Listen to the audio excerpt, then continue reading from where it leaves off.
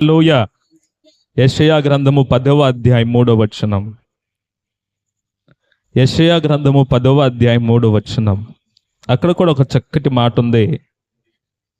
దర్శన దినమున దూరము నుండి ప్రళయ దినము మీరేమి చేయుదురు, సహాయము నందుటకు ఎవరి యొద్దకు పారిపోవుదురు.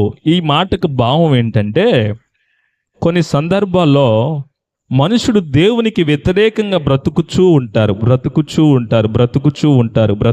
ఉంటారు. అయితే వారు అనుకుంటూ ఉంటారు, లోకంలో ఉండి, లోకమే నాకు అండ, లోకమే నాకు కొండ, లోకమే నాకు బండ, ఈ లోకం నన్ను ప్రేమిస్తుంది. అంటే మనుషులు, ఈ లోకం నాకు ఆశ్రయాన్నిస్తుంది, కడుపు కాలితే అన్నం పెడుతుంది, వస్త్రం అయితే వస్త్రం ఇచ్చింది, మంచిది ఈ లోకం అని భావిస్తూ ఈ లోకాన్ని ప్రేమిస్తూ ఉంటాడు.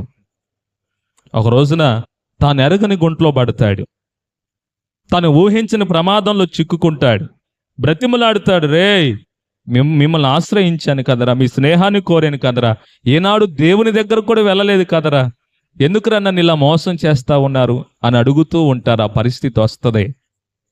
పిల్లల తప్పిపోయిన చిన్న కుమారుడి స్టోరీ అదే. తన దగ్గర ఉన్నదంతా కాజేశారు, పూర్తిగా అతని దగ్గర ఉన్న సొమ్మంతా దోచుకున్నాడు. సున్నా అయిపోయిన పరిస్థితి.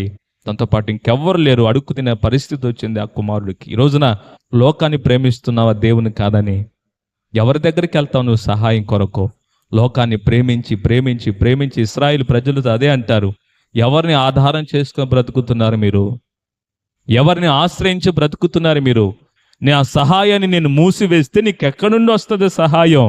నేను నీకు శత్రువునైతే ఎక్కడి నుండి వస్తుంది నీకు సహాయం? ఈ ప్రపంచం ఏకమైన నిన్ను ఎవరైనా కాపాడగలుగుతారా? దేవుడన్న మాటలు రోషంగానే ఉంటాయి. సహాయం నొద్దుటకు నువ్వు ఎవరి యొద్దకు పారిపోతావు? కొండల తట్టుకు వెళ్తావా? పర్వతాల తట్టులకు వెళ్తావా? సముద్ర దిగంతంలో దిగుతావా? ఏ ప్రాంతానికి వెళ్తావు నన్ను ఎదురాడి? నీ వల్ల కాదు. దయచేసి గమనించండి, దేవునికి ఎదురాడి మనం ఏ సహాయాన్ని పొందలేము. ఈ రోజున క్రైస్తవ్యానికి చెప్తున్నాను, నామకార్థంగా బ్రతుకుతున్నారు చాలామంది. దేవుడు అంటే విలువ లేకుండా బ్రతుకుతున్నారు. దేవుని సేవ అంటే, దేవుని పరిచర్య, ఉపదేశం అంటే విలువ లేకుండా బ్రతుకుతున్నారు. ఒక రోజున వస్తుంది, సహాయం కొరకు నువ్వు వర్తిస్తే దేవుడు అంటారు, ఎవరి దగ్గరికి వెళ్తావు ఇప్పుడు నువ్వు సహాయం కోసం? సహాయం చేసే నేనే నీకు తెలుసు, కానీ ఎదురాడుతున్నావు నన్ను. ఆ విషయాల్లో చాలా జాగ్రత్తగా గుర్తుపట్టి దేవుని వైపుకు మల్లుకొని మీ జీవితాలు బాగు చేసుకోవాలని ప్రేమతో మీకు మనవి చేయుచున్నాను. హల్లెలూయా. చివరి